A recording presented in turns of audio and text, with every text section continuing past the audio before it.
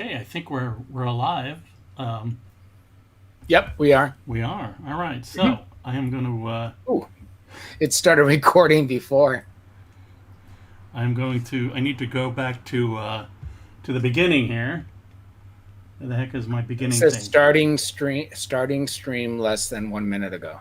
All right. 7 people are watching now. All right. Cool. Hello, everybody, and welcome. This is the Jack Kirby Museum. I've got the logo up on the screen right now. We are at Jack Kirby Museum and a number of social media outlets. We're also Kirby Museum. We are at kirbymuseum.org on the web. And so just welcome. And this is the first of our Summer of the Fourth World live stream series that we're going to run.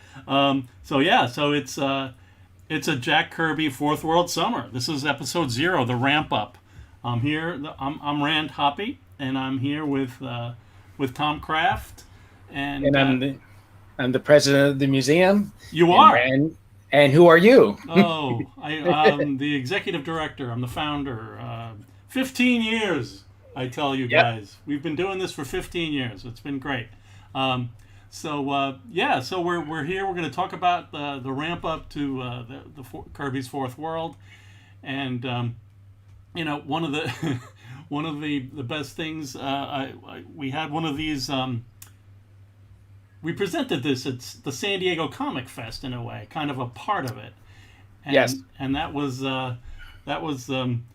pretty much fun because, as you might see on the screen, I started it out with a cover to Action Comics number 393, and Mike Royer was like, "What the heck's going on? Am I in the wrong panel?" But there's a point. If you're a kid reading a Superman comic in 1970, you know what do you know? It's a great some weird Superman story. But what's this down at the bottom here in the lower right? It says Kirby is coming. What is going on? Now, granted, if you were an older kid or a teen, you knew who Kirby was. But if you're just reading comic books, you may not know who Kirby was. So what is Kirby is coming? There was also a house ad that was presented. On some pages, we were actually able to scan the mechanical for that. The word from high is the great one is coming, and what's going on? It's the boom tube, and that's actually what it looked like. I think I scanned that out of an issue of Jerry Lewis Comics many years ago. So. So what's going on? What is this great word from high is the boom tube? So it's just a big mystery, and it was Jack Kirby coming to National DC Comics in 1970. So here we are, 50 years later, still talking about it. Changed people's lives. There were people who loved Kirby and loved Marvel, and were not able to accept the new Kirby at DC. But it was really great stuff. So if you really if you really dove into it and kind of put your Marvel aside and just kind of went for Jack, you could really have a great time. So what is the ramp up to the Fourth World? Jack Kirby was really into mythology. I mean, even in some of his earliest comics, I think maybe was it the first comic?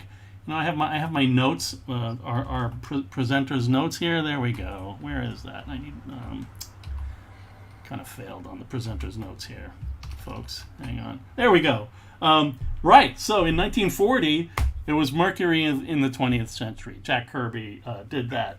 It was something that he and Simon did for Martin Goodman in 1940, and then in 42, Simon and Kirby had moved to National in D.C. and there's some the villain from Valhalla, Sandman story, and even after that, in the 50s, there was when Kirby was at DC Comics again, he did a story called The Magic Hammer. So Jack Kirby was really interested in mythology as a way to tell stories and tell adventure stories. He found that. Well, I'm going to read a quote from him at near the end of the presentation, but he really enjoyed mythology. His mother and his aunt used to tell a lot of stories about the old world myths. I'm pretty sure I would wager that Jack Kirby knew what a werewolf and a vampire were before he'd even read the book or seen the movie involving those characters, just from the stories that from his family. So that was just the kind of story-laden world that he was raised in, and he took that. He took he took the science fiction and the movies and the comics and kind of put them all together and became Jack Kirby. I'm gonna head over to the next one. So in And just to mention it, this is the late 50s. It's not like the early 50s. It's actually pretty close to the time that, that the whole Journey into Mystery and sure, into Marvel and all that kind of stuff happened. The Magic Hammer stuff. Yeah. It was 59, 58, something like that. Yeah. So then Jack finds himself over at selling work to Stan Lee and Martin Goodman at Marvel again. He'd been there in the early 40s. He and Simon left. There were talk about bad business deals, not Goodman not keeping up one end of the bargain, etc. But Kirby's career had gotten to a point after the seduction of The Innocent, Frederick Wortham, the changes in the comic book industry that. He really Joe Simon was able to go into advertising, but Jack Kirby really was a comic book guy. So he found himself. Oops, sorry about that. I'm blocking you, Tom. That's not fair.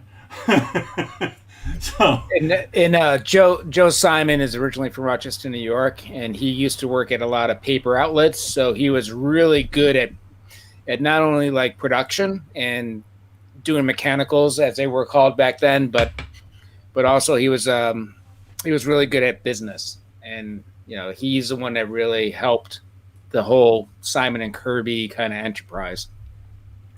That's true. I mean, I think Joe was 6'4", Jack was 5'4", 5'2". I don't even know.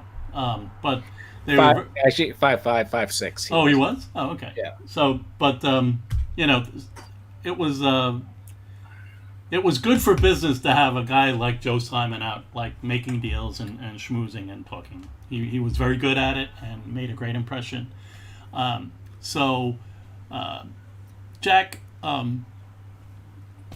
pitched this Thor comic to Stan Lee and Martin Goodman, just because the heroes, he had been encouraging them to get back into the hero business because of what he saw happening with the Challengers of the Unknown that he worked on at DC before he left.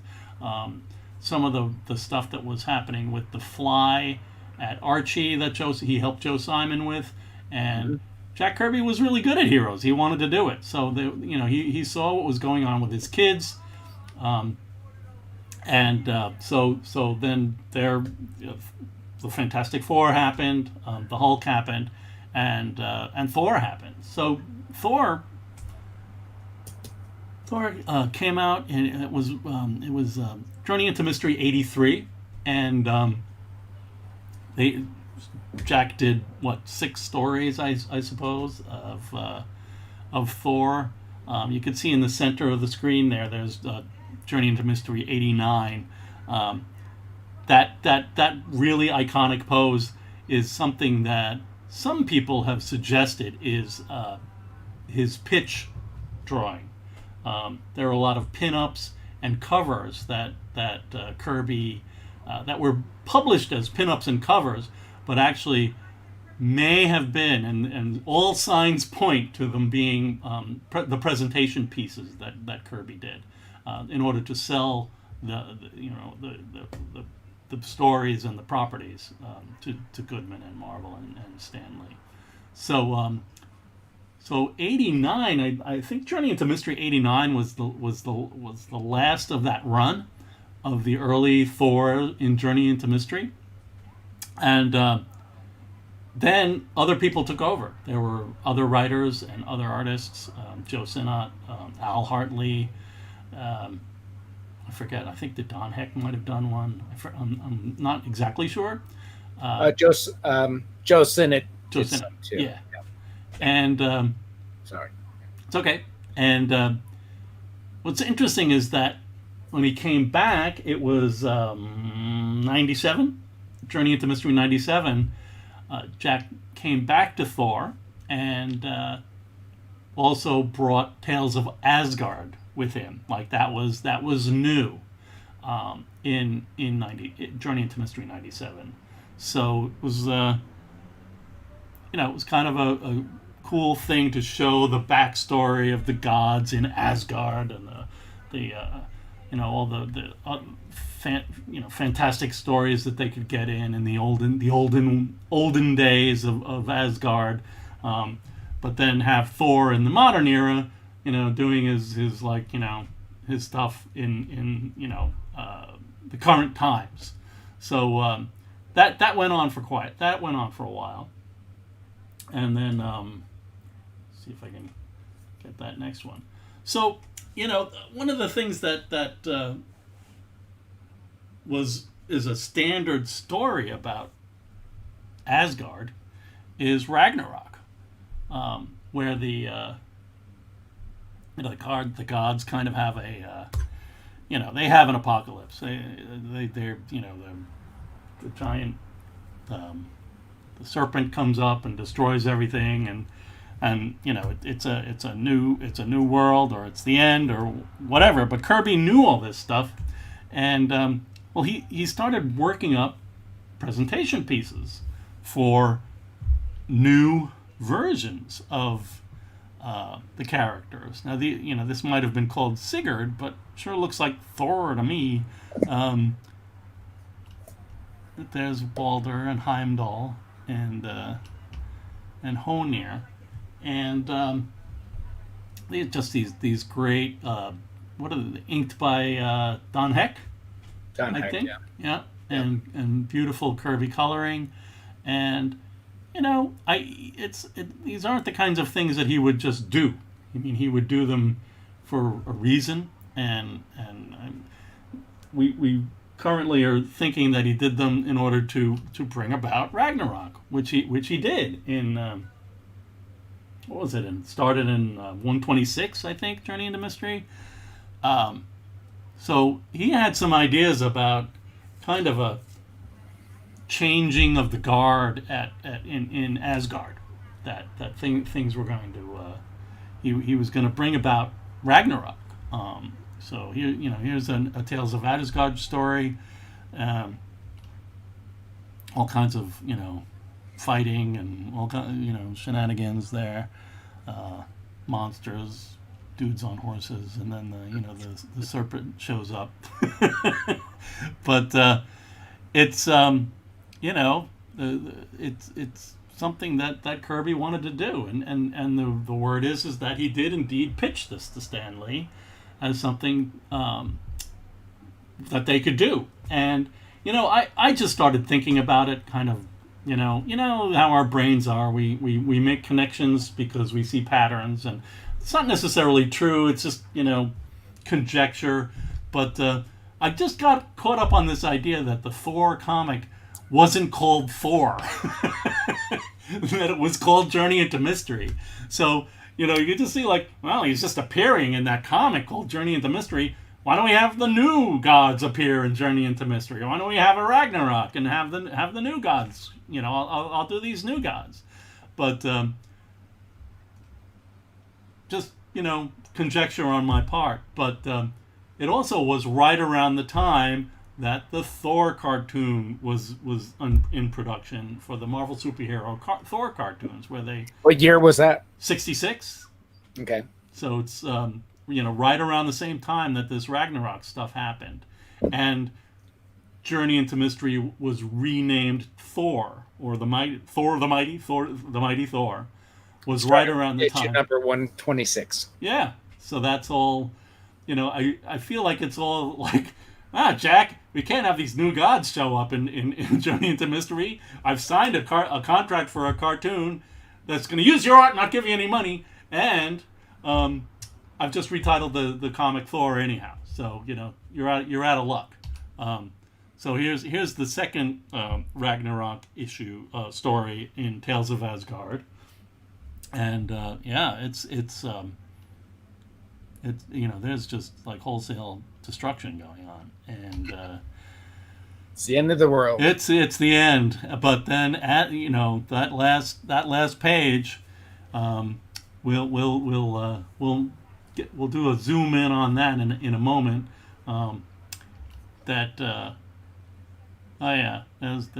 Odin and some.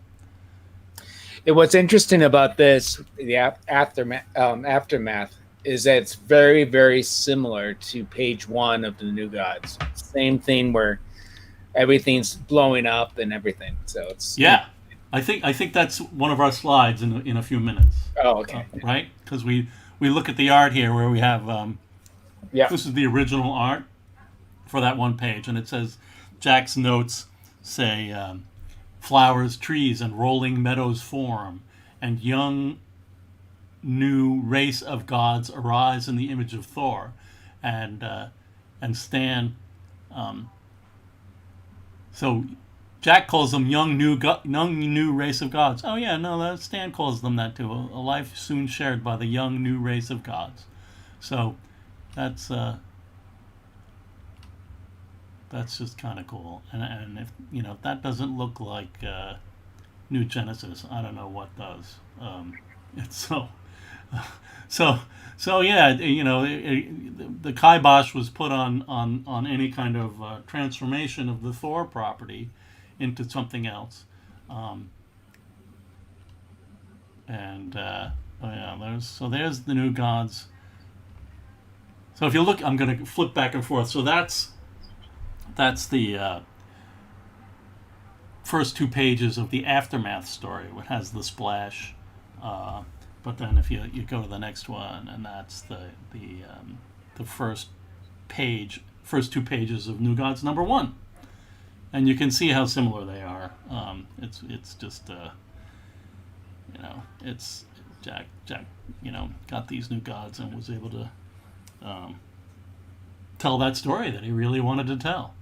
And then he did some more presentation pieces. So there's the Dark Side, the cool planet collages behind him, and ears. Notably, first appearance Dark Side with ears sticking out of his helmet. Mm-hmm. And Metron, just looking great. He's got the Mobius chair is really.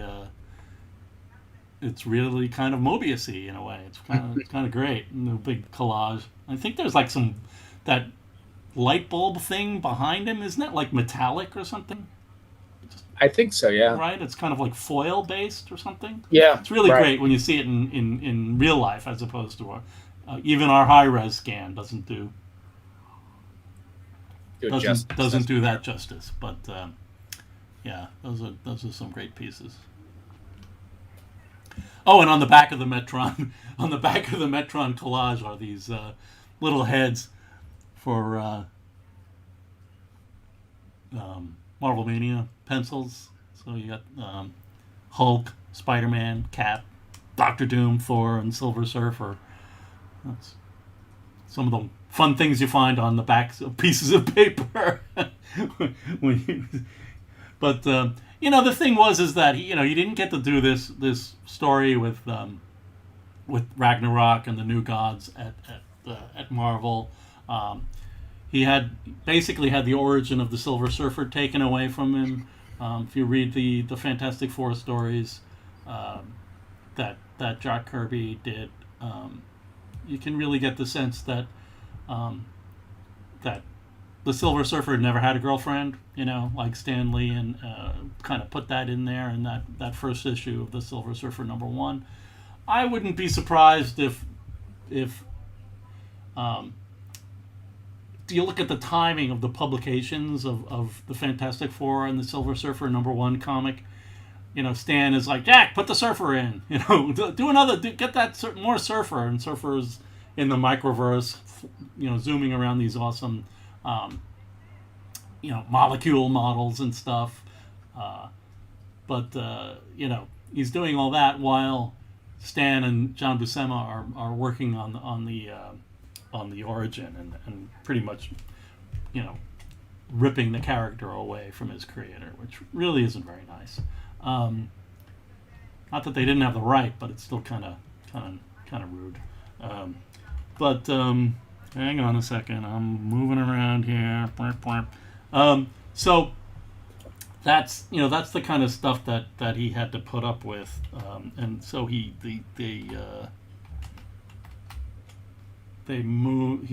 was disappointed with the Surfer, changing of stories. You could see some of the later Fantastic Four stories, some of the later Thor stories. The art is absolutely great, but there's not like amazing new mind-blowing concepts coming out of Jack. Jack is just kind of saving all of his mind-blowing concepts for another venue. So he took, what is the story, Tom? He showed 2 pieces to Carmine. Yeah, I thought it was 3. I thought it was Forever People, New Gods, and Mr. Miracle, I thought. Oh, you know what? No, we looked at it a little bit, and I remember thinking that New Gods and Mr. Miracle were, if you look at all of the presentation pieces that he did in color, that he had Jacoya or Heck ink, and then he colored, there's no Forever People. I know, but it was mentioned that he did show it. He did show it? Oh, okay. Because who knows? Maybe at some point there was something that is lost to history, or we'll find in a couple of years. Yeah. It just seems like there might have been just the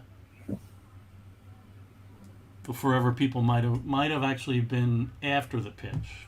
Like, dude, maybe we should do something, for that youth market, and those flower children. And he's like, I got a great idea. Let's go. So, and just because that stuff is so amazing. Oh, here we go. So there's Orion and Light Ray. Really cool. Sad in a way that Jack used those Dr. Martin colors, because as I like to keep saying every time I mention them, they are fugitive. So colors just run away. You don't really know what the real thing is, and it was probably a lot brighter, right? Right. Yeah. Yeah. When we did the Tribes trilogy, those were also done in Doc Martin inks, and it's interesting because I've been using them in my own work, and they have made them archival. So I don't know if they didn't seem to be archival back in the day. Right. Yeah. They were completely like production oriented. It seemed like they were mechanical coloring inks. It wasn't like you use Dr. Martens to make a painting, right? Mm-hmm. Wasn't that pretty much the function in the marketplace of Dr. Martin inks wasn't anything fancy. They were just like get something done in order to I don't know, do a mechanical or something, or a like a sketch, but not something that you would expect to last forever. So what's interesting is the Orion figure. They manipulated in such a weird way by the production house, and they made it into the cover of New Gods #1, and it just kind of looks weird. Yeah. The other interesting thing is a couple years ago, probably it's about, I don't know, 5 years ago, we discovered the comp that Jack put together that had his logo for New Gods. So Jack Kirby designed the logo to New Gods #1, to New Gods series. Yeah. Yeah. That was something that it was fun to actually see that, because we'd heard that that's what happened, that he like cut letters out of a magazine that he liked or something. Right. Yeah. And that's a part of our digital archive, along Right. with many other images. Yes. Like 12,000. All right. What's next? Oh yeah, Mr. Miracle, Mantis. Yeah, that's so good.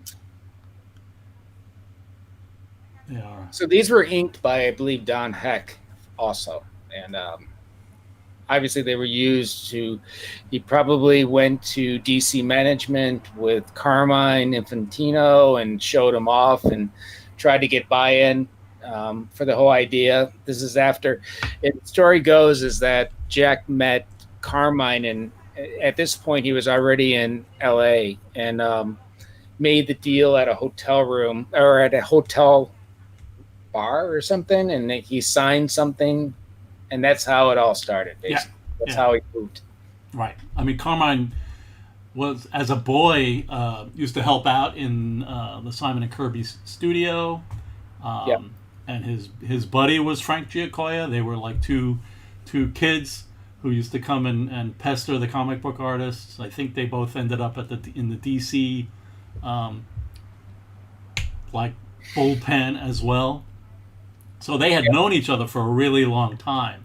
And Carmine's, I mean, the story of where the New Gods came from is that, you know, in addition to Kirby really wanting to tell, you know, stories using gods and mythology in a new way for the now, you know, the current period of 1970, but you know, he found himself on the outs at DC Comics, and they were kind of like the last #1 comic company that would do adventure or science fiction in the way that Kirby would like to do it. So he was on the outs, and that's why he ended up back at Goodman and Stan Lee, and they were at least in New York, and if he worked really, really hard, he could make a living to support his 4 kids and his wife. But what happened was the person that he fell out with over the Sky Masters comic strip was this editor, Jack Schiff, at DC Comics. And it took until two things happened. Carmine Infantino got promoted at DC, which was a pretty odd thing because he was an artist, and DC was notoriously writer oriented. The writers would write full scripts, and the editors would edit the full scripts and then hand them off to the artists and say, draw that. It was a very, very writer oriented house. And but then when Carmine got promoted, which, as I said, is pretty weird, things got more visual. They started trying some things. They saw that Carmine got promoted because Jack Kirby and Marvel was selling more, and they wanted something that was more art oriented.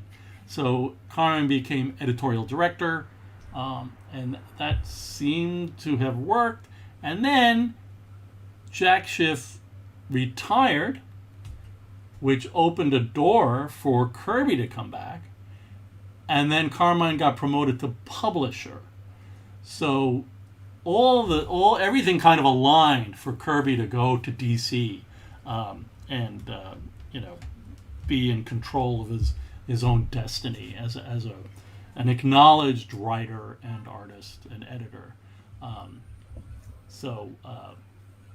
That was how what happened with Carmine, and it was pretty cool. I mean, they were pretty. It was a pretty bold thing for them to do. They offered him Superman, which he didn't take. we've heard stories of him saying, I don't want to take anybody's job away. It was a very Depression era, work ethic, which is apparently why he ended up with Jimmy Olsen. So the Jimmy Olsen did not have a regular team, so it was okay. They kind of say, yeah, you don't really have a regular team, so you're not taking a job away from anybody. So it just cracks me up that Kirby did Jimmy Olsen and brought the Newsboy Legion in, because it just makes all the sense in the world. And I spent years going like, that is just weird, like what's the deal? But like Jimmy Olsen was a newsboy. So it's actually conceptually, it actually made more sense than I gave it credit for. So it was, and the other thing too was that he pitched New Gods, Mr. Miracle, and Forever People, and we've looked at the billing records, or the whatever those X numbers, right, where you can see that like Forever People got, and New Gods and Mr. Miracle were all billed, and then Jimmy Olsen got billed. So we can talk to some people who were there at the time, like Mark Evanier or Steve Sherman, but I believe that's the case. I think that Jack worked on the Jimmy Olsen books after having completed first issues of the other books, and then Jimmy Olsen was published first. So right, based on the X numbers, it was right. May and April of 1970, which is right when he started that he worked on the New Gods, and so he had that all pretty much sitting on a shelf. And then for some reason, I don't know, probably DC requested it, or Carmine, he just left it there, and he started on Jimmy Olsen. So in some ways, there's been a lot of things, like when they republished the Omnibus, they did it in order of when it was released. But in reality, it should almost be the way that the X numbers are, where Jack's first ideas were the New Gods, and it should start that way. It shouldn't really start with Jimmy Olsen the way it does now. Yeah. So this is now up on the screen is this amazing find that came our way at San Diego Comic-Con last year, which was this kind of a paste-up collage of these presentation pieces with a looks like I think that's a Kirby lettered box. It is. Right? Yeah. So the story behind this piece is that we were at the LA Ultimate Show the weekend before San Diego Comic-Con. And somebody came up that had talked to Roz back in the late 90s before she passed away, and there was a box of stuff that was left over, because they sold a lot of their original art back in the late 80s, 90s, and so forth, early 90s. And basically Roz asked for a certain price and basically sold the whole thing to them, and it had been sitting there since probably like 1996. So I had access to the whole box as it was, and started scanning stuff. There's a lot of stuff in there. This is just one piece, or it's many pieces, probably about 100 pieces. And then they brought it over to San Diego Comic-Con the weekend afterwards, and we archived everything. So this is an interesting piece, because it could actually be his idea of the whole fourth world. Right. If you read the way it is, and plus there's no new art necessarily. As you had seen at the beginning of this presentation, there was all these different pinups that Jack was working on for presentation. He just basically, in some way, must have photocopied everything and then colorized them and then added background and so forth. And so our best guess estimate is that this was some type of presentation piece that he showed to DC. back probably in early 1970, maybe as early as late 1969. Yep. I also wonder whether it's there was that the little tidbit where they were talking about like when the book got canceled, and that they were going to start publishing it with this company called the New American Library, and then continue it. And sometimes I wonder whether this is that the only thing that doesn't point in that direction is that it uses all the art from 1969, right? So if he's creating something to pitch to the New American Library people, why wouldn't he use any other things? Cover up that ear that Darkseid's got hanging out, because we never saw that ear again. But yeah, I don't know. It's just it's an amazing piece, and was really fun to see. I mean, it's got kind of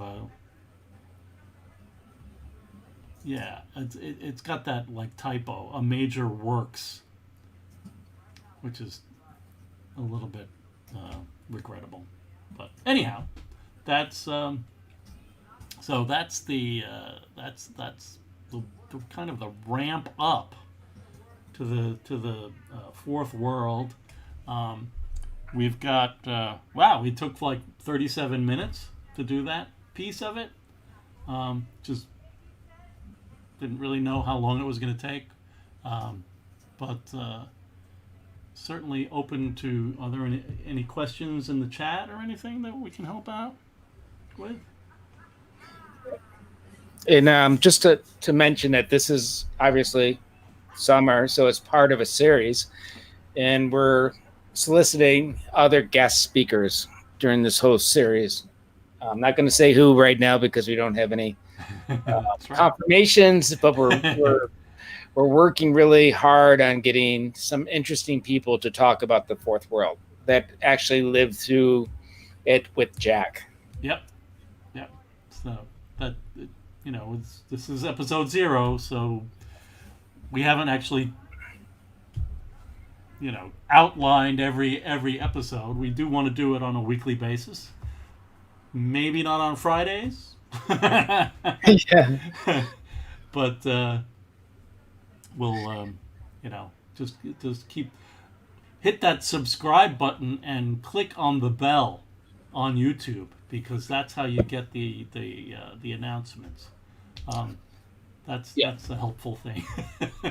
So Ken has a question about the fact that Kirby originally didn't want to draw everything, and he wanted to establish he wanted other people to draw it. Basically, he wanted to establish a West Coast comics, DC Comics, and he was going to be the head of it, and he was going to hire people to do it, just like what he did with Joe Simon back in the mid-'50s when he started Mainline Comics. He wanted to have a whole team of people working on comics that he would like edit and write some of them and draw some of them probably, but not draw all of them. No, that's right. I mean, it was we've certainly heard that stories of Steve Ditko being mentioned for Mr. Miracle. I think it was I think Don Heck and John Romita were also mentioned as people that he spoke to or would have liked to had involved. Wally Wood, I think, really wanted to do some inking, if nothing else. And I heard that he was like too expensive or something like that. Right. Well, that was the whole thing. That was part of the Jack was expensive, but then Wally was expensive, and Vinnie Coletta was not expensive. So that's. And Mike always tells a story about when he went into the DC offices and he had to accept a rate less than what Vince Coletta was receiving, because Vince was like the very low bottom page per page count price. Right. And Mike was doing the lettering too, but they probably split it up. That he'd do the inking and the lettering for the same price as Vinny doing the only the inking or something crazy like that. Right. Don't really know, but yeah. Well, maybe we can get Mike on here someday. Yeah, we should. But yeah, that was. Anybody else out there?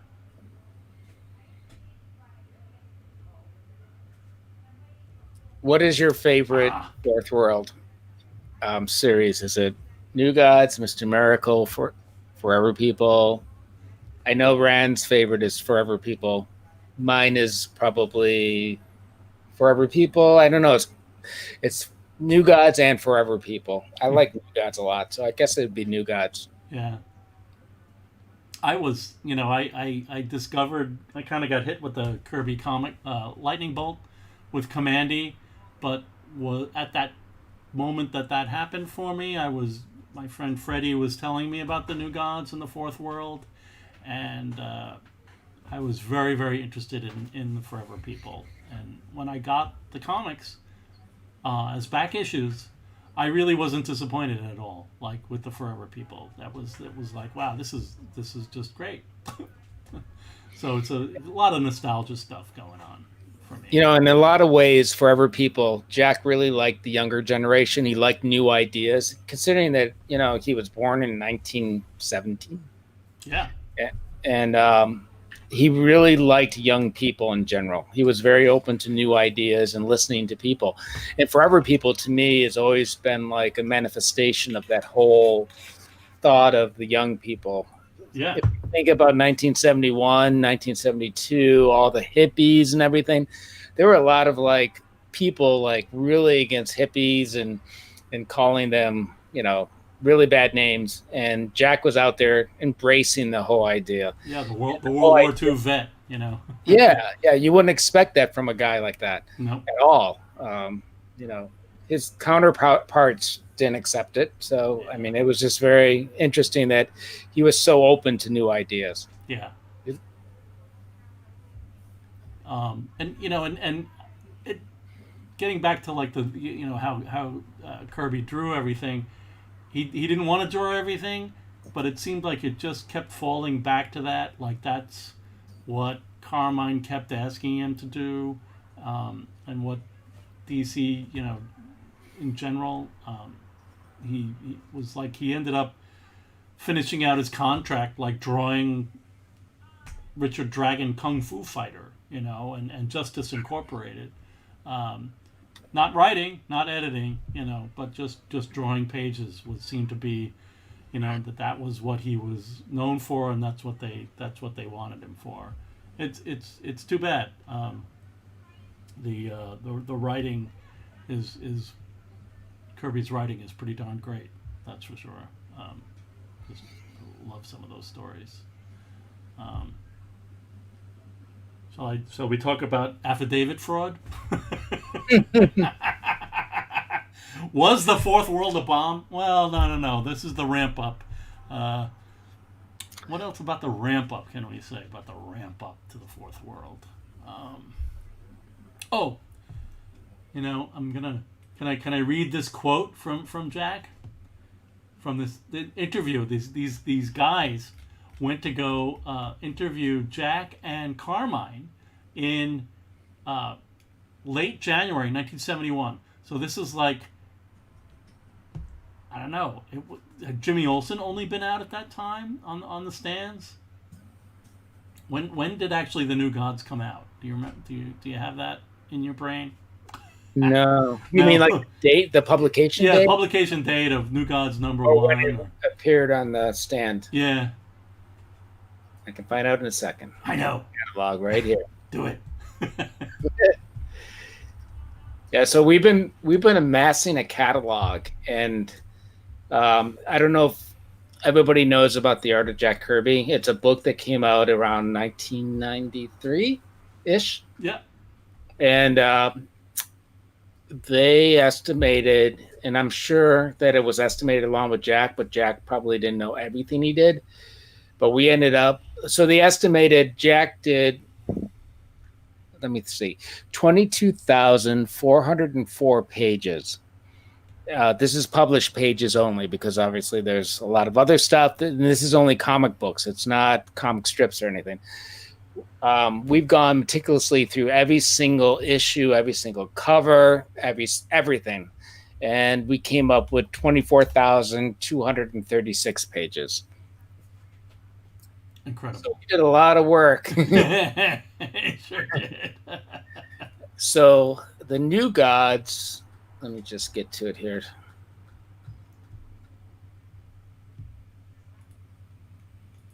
Sorry about the delay. That's all right. It's a really long sheet. It's like 5,000.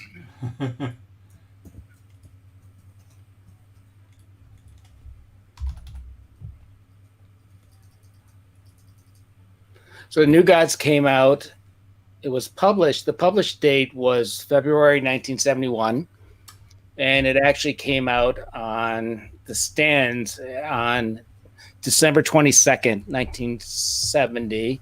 And we estimate the date that he actually was drawing this thing. That's right.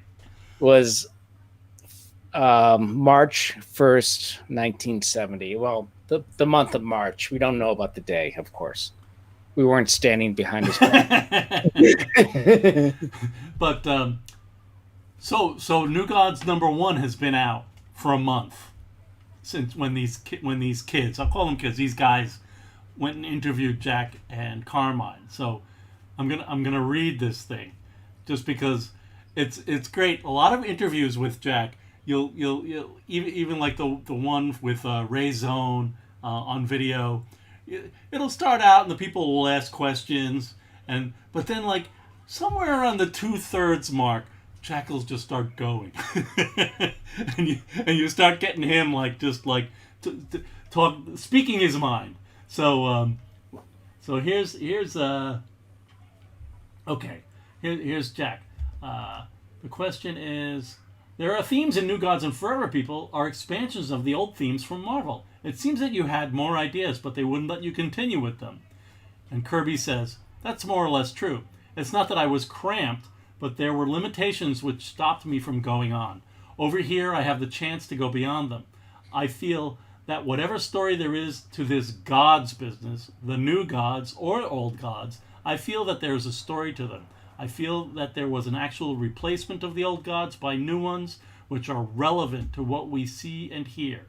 In other words, Thor may have been great in medieval times, but I feel somehow that we have transcended.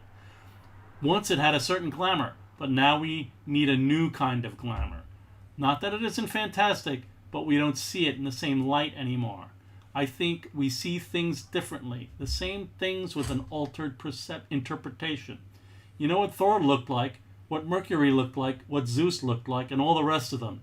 It's like everything that's done and seen. What I'm trying to do is show the things that haven't been done or seen. And there's more! He talks about, we have our new god today, technology, a new way of looking at things that I have got to represent. How do I represent that new technology? I've got Metron. How do I represent the feelings that we have today? Maybe some of us are analyzing ourselves, trying to figure out why we're a violent society and how we could be non-violent so we all become Orion. All right, I don't want to keep talking, but it's just a great interview. It's on our website. It's called the Jack Kirby and Carmine interview from 31 January 1971. Really, really, really, really cool interview, especially at that end section where Jack, it's like it just the New Gods just started. The Fourth World just started. Their hopes and dreams were so broad, and they were so, both of them were so excited about what they were going to do. They were definitely feeling that they were riding a wave of the culture where the college students really were reading the comics, and that things like the Lord of the Rings were very popular. I think that the Lord of the Rings had a lot to do with those paperbacks. The sales of those paperbacks really helped get, inspire the New Gods and the publishing effort there. But you know, we can talk about the the the amazing blitz of stories and characters in our next episode, episode 1. To that point, if anybody has any ideas or things that they'd like to see or discuss, please put it in the chat channel. I mean, it seems like we could do by character. We could, besides the fact that we could invite guest speakers, but we could also talk about like subjects like technology, like the motherboard, the mother box, which is motherboard, which is basically a cell phone. So there's a lot of different types of ways we can go this summer, and we want you guys to like help us and let us know what you want, because we can go anywhere we want, and it's ran in the museum's ideas, but we'd love to have your ideas so that we could show things that you want to see. Yeah. I guess please send us some emails or we have our Instagram page. I put it into the Slack channel. Cool. We also have our Twitter, which is let me just find out. I think it's /Kirby Museum. Yep. That's our Twitter account. So if you have any ideas of what you want to do, please. And also, what is our email? info@kirbymuseum.org. Send us an email. Yeah. We're happy to. And our Facebook page is, what is it? Facebook. We're there. Jack Kirby Museum and Research Center. Yeah. There's links on our profiles on Twitter and on our homepage to all those wonderful places. So and there's our Facebook. Yeah. Check out our Jack Kirby today. We've been taking a few breaks here the last few days, but it's been kind of fun posting items based on our release date database, to be able to put stuff out and say, on this date in 1947, my date number 2. But it's been really fun, and thanks everybody for joining us, and I'm ready to call it a night. An hour's worth, an almost hour's worth of the ramp up to the fourth world. And we'll be announcing new ideas and new themes for the future summer of the fourth world. Yeah. So go to our website, and soon to come, a new web store. You're not going to believe it. Tom's not going to believe that there's going to be a new web store. But we have some great T-shirts and pins. My gosh, the pins. So if you want some fun cosmic Kirby swag, check out our website. And all right, I guess that's it. Thank you very much, everybody. Really. Thank you very much.